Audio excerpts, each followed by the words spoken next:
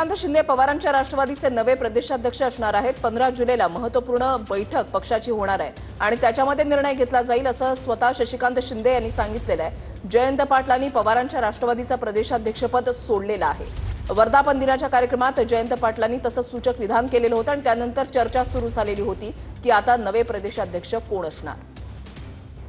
पाटलांचं अनेक वर्षापासून शरद पवार साहेबांबरोबर असलेलं चांगलं नातं, परंतु असलेली अस्वस्थता ही आपल्याला पाहायला मिळालेली आहे।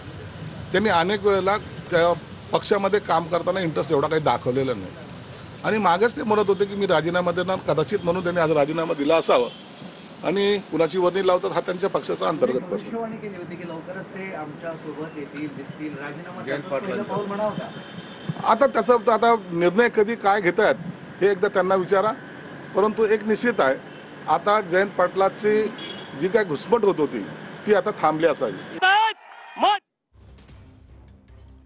संजय शिरसाट यांची प्रतिक्रिया आपण या ठिकाणी पाहत होतात की जयंत पाटलांची अस्वस्थता पाहिलेली आहे आणि गेल्या काही दिवसांपासून ते पक्षामध्ये इंटरेस्ट घेत नाहीत। तशी माझ्या आतापर्यंत कानावर कुठली गोष्ट नाही।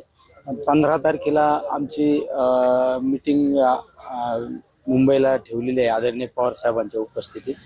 त्यामध्ये पाहू काय होतं। अद्यापर्यंत अशी कुठली घडामोड नाही।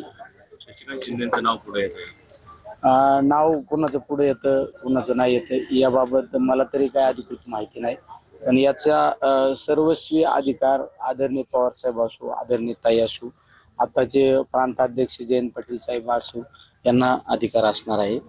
पण तुम्ही नवीन जबाबदारी मिळाली पक्षामध्ये संघटनेत तर